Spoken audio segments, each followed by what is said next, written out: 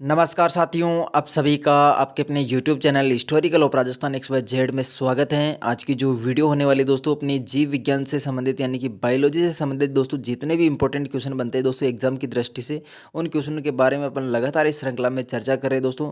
और आज की वीडियो अपने 10वें नंबर की वीडियो होने वाली दोस्तों, 10वें नंबर की, जिसमें अपन कितने क्वेश्चनों के बारे में डिस्कशन कर चुके होंगे, 364 क्वेश्चनों के बारे में डिस्कशन कर चुके होंगे, ठीक है। और आज की इस वीडियो में अपन लगभग 44 क्वेश्चनों के बारे में डिस्कशन करेंगे। तो वीडियो छोटी सी होने वाली, लास्ट 15 मिनट की वीडियो होगी, ठीक है। अगर आपको फिर भी ये वीडियो स्लो लगती है तो आप स्पीड बढ़ाकर देख सकते हैं वीडियो की। तो देखते ही दोस्तों आज का सबसे पहला क्वेश्चन अपने सामने कौन सा है।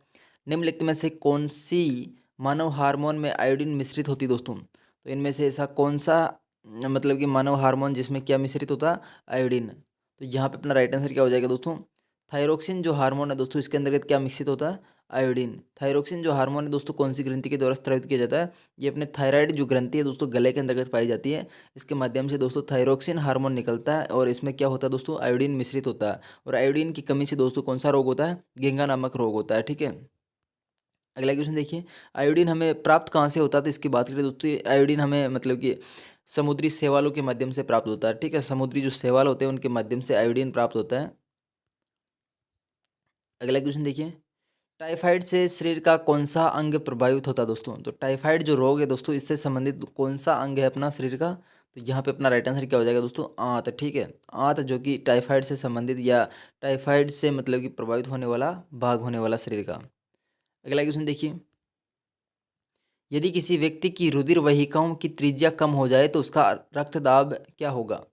यदि कोई रक्त वाहिनी है दोस्तों, यानी कि कोई भी रक्त वाहिनी ये मान लो, तो इसकी जो त्रिज्या है दोस्तों, ये जो त्रिज्या है अगर ये कम हो जाए ना, तो इसमें रक्तदाब में क्या प्रभाव पड़ेगा। अगर जैसे जैसे मतलब कि ये पतली होती जाएगी तो इसमें रक्तदाब में क्या होगा दोस्तों, रक्तदाब हमेशा इसका बढ़ेगा, ठीक है। रक्त तो वे का वो है, लेकिन इसकी जो त्रिज्या है वो कम हो जाएगी तो रक्त जो बढ़ इसका जो दाब होगा दोस्तों वो क्या हो जाएगा, बढ़ेगा, ठीक है। अगला क्वेश्चन देखिए, रक्त शुद्ध करने वाला अंग कौन सा है। तो रक्त को शुद्ध करने वाला अंग कौन सा हो जाएगा। तो यहाँ पे अपना राइट आंसर क्या हो जाएगा दोस्तों, किडनी, ठीक है। किडनी या वृक्क जो कि मतलब कि रक्त को शुद्ध करने का कार्य करते हैं।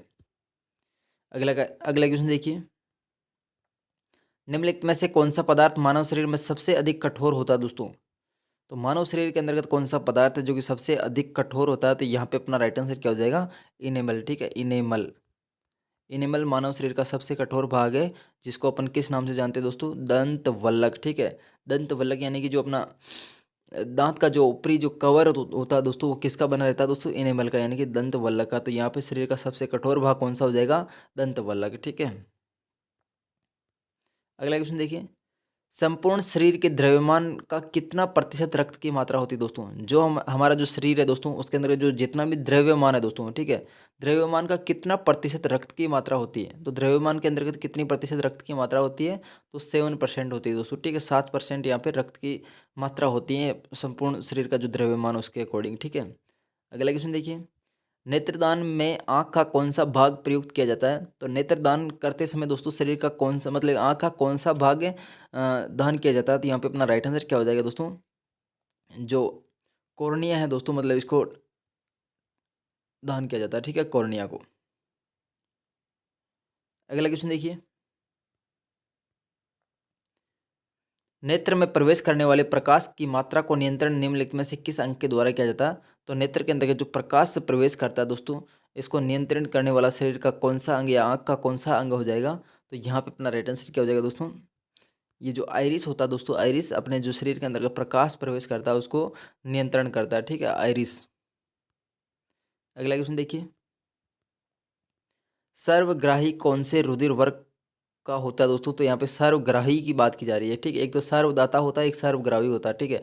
तो यहाँ पे सर्वग्राही जो रुधिर वर्ग है दोस्तों, रुधिर जो ग्रुप है दोस्तों, वो कौन सा हो जाएगा। तो सर्वग्राही की बात करें दोस्तों, AB है जो कि सर्वग्राही ये अपना रक्त ग्रुप है दोस्तों। और O की बात करें दोस्तों, सर्वदाता कहलाता है, ठीक है।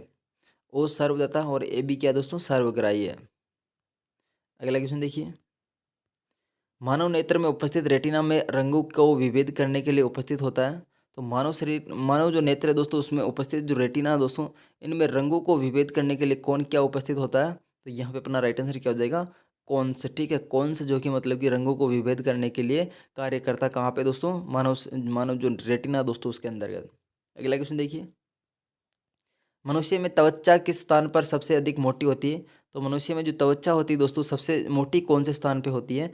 हथेली पर या नितंबों पर या सिर पर या तलवे पर? दोस्तों यहाँ पे अपना राइट आंसर क्या हो जाएगा?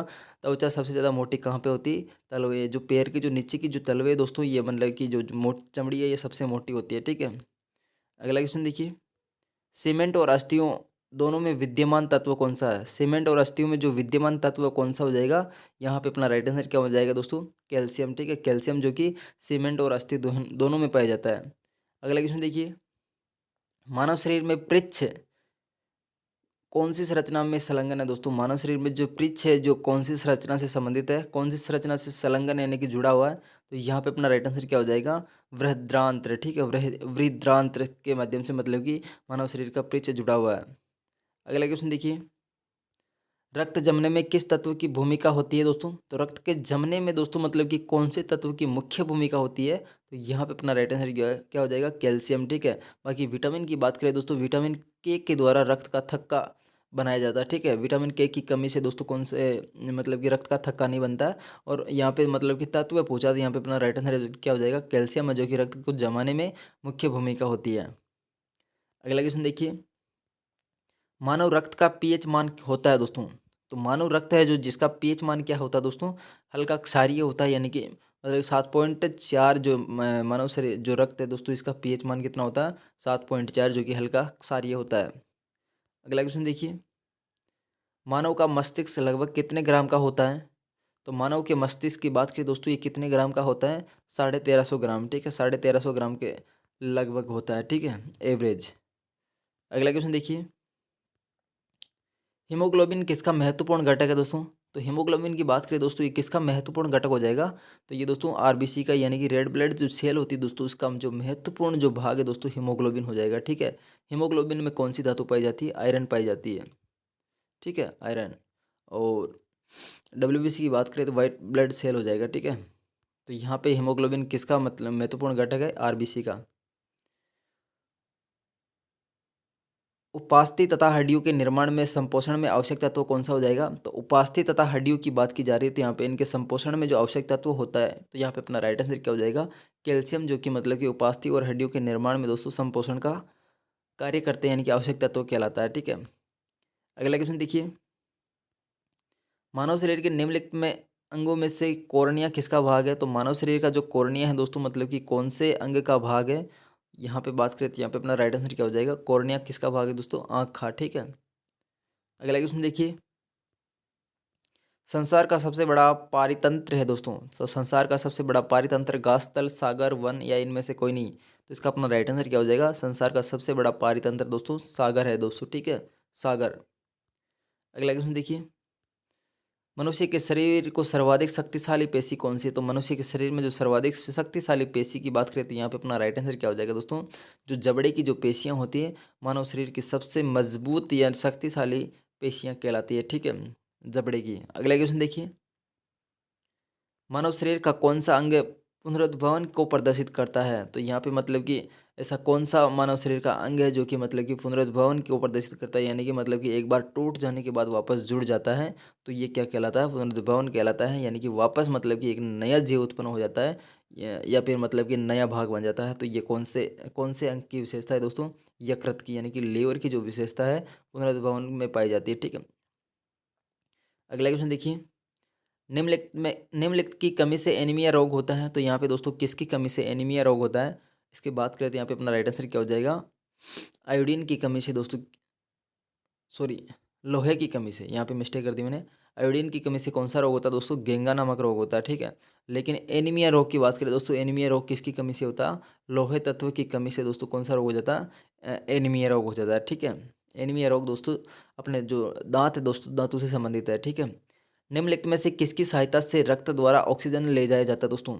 यहाँ पे जो रक्त के अंतर्गत ऐसा कौन सा मतलब कि तत्व है या फिर कोशिकाएं हैं जिनके माध्यम से ऑक्सीजन का परिवहन किया जाता है? तो यहाँ पे अपना राइट आंसर क्या हो जाएगा दोस्तों?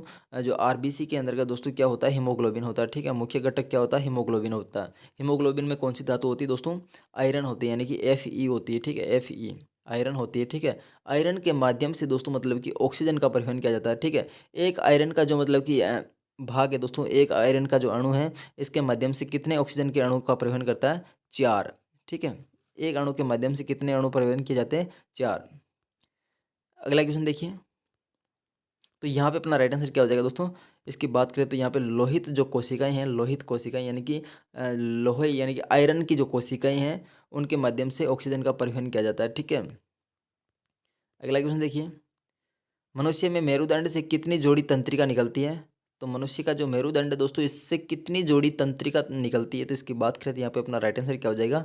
31 जोड़ी यानी कि 31 जो नर्वस सिस्टम निकलता है। ठीक है, तंत्रिका कितनी जोड़ी मतलब कि तंत्रिका निकलती है? तो 31 जोड़ी। अगला क्वेश्चन देखिए, आयोडीन युक्त हार्मोन है दोस्तों, तो आयोडीन युक्त हार्मोन कौन सा हो जाएगा? इसके बारे में आपको ऑलरेडी बता चुका हूं दोस्तों। आयोडीन कहाँ से प्राप्त होता है? थायरोक्सिन जो हार्मोन है दोस्तों, जो कि थायराइड ग्रंथि के द्वारा स्रावित किया जाता है। इसमें क्या मिक्स होता है दोस्तों? आयोडीन। आयोडीन की कमी से कौन सा रोग होता है? घेंगा रोग होता है। और आयोडीन हमें प्राप्त कहाँ से होता है दोस्तों? जो समुद्री शैवाल है दोस्तों, उनके माध्यम से प्राप्त होता है। ठीक है, अगला क्वेश्चन देखिए, मानव शरीर के कौन से अंग का प्रत्यारोपण नहीं किया जा सकता है? यानी कि प्रत्यारोपण यानी कि ट्रांसफर कौन से अंग का नहीं किया जा सकता है? तो यहाँ पे गुर्दे यानी कि किडनी का दोस्तों ट्रांसफर किया जा सकता है।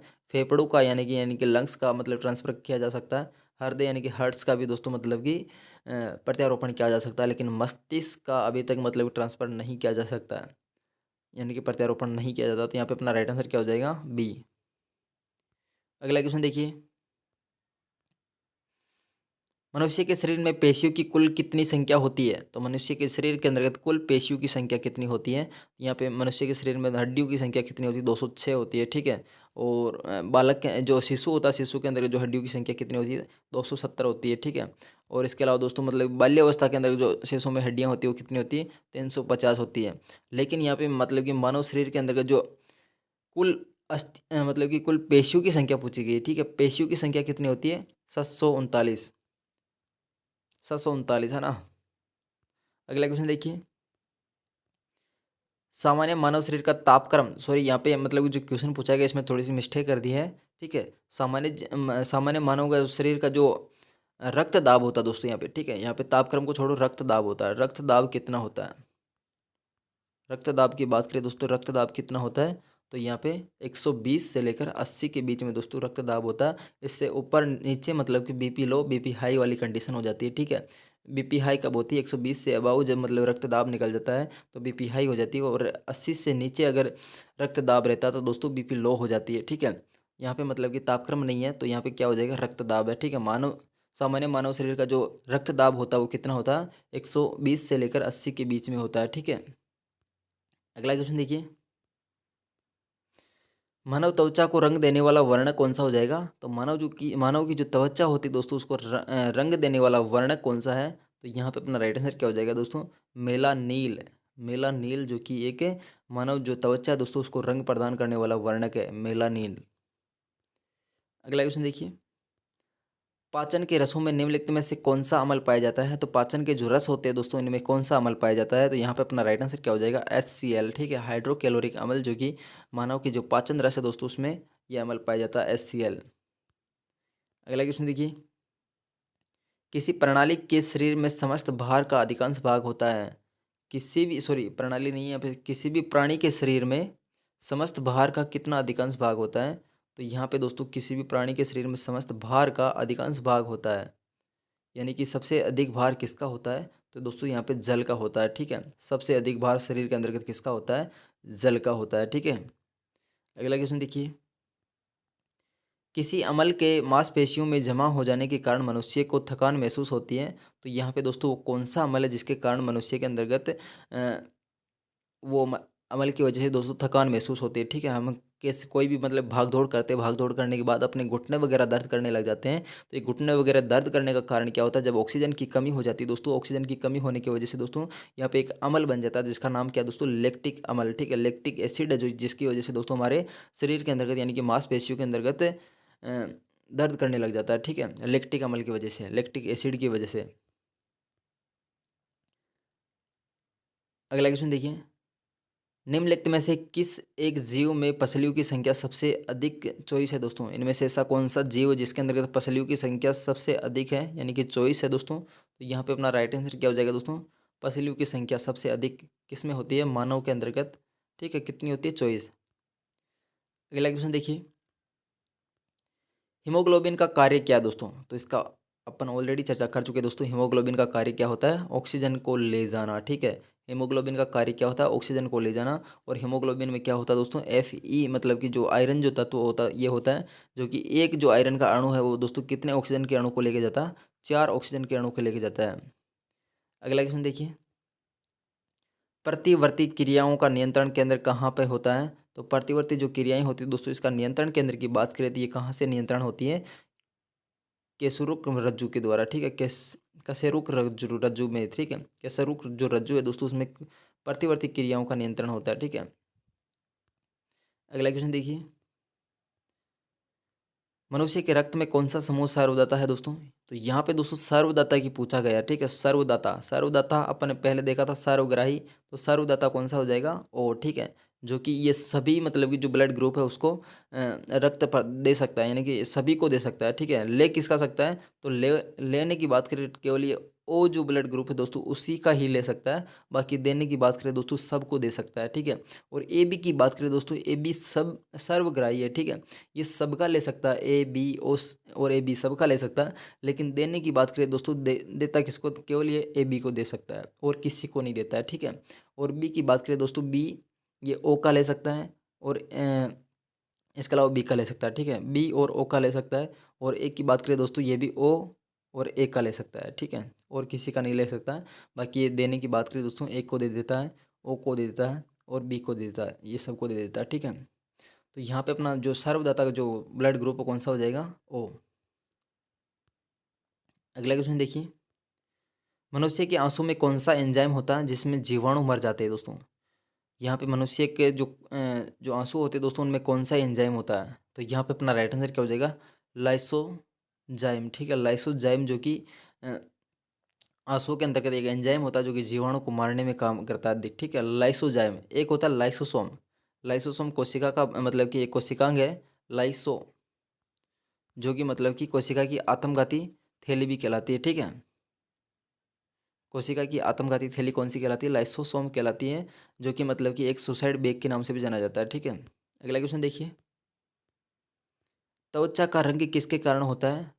तो इस क्वेश्चन के बारे में अपन ऊपर डिस्कशन कर चुके हैं। मेलानिन जो वर्णक होता है इसकी वजह से त्वचा का रंग होता है, ठीक है। अगला क्वेश्चन देखिए, मानव शरीर का सबसे बड़ा अंग कौन सा है? तो मानव शरीर का जो सबसे बड़ा अंग होता है दोस्तों वो कौन सा हो जाएगा? चमड़ी, ठीक है। चमड़ी मतलब कि सबसे ज़्यादा शरीर के अंदर का सबसे बड़ा भाग है दोस्तों, कौन सा हो जाएगा? चमड़ा। अगला क्वेश्चन देखिए,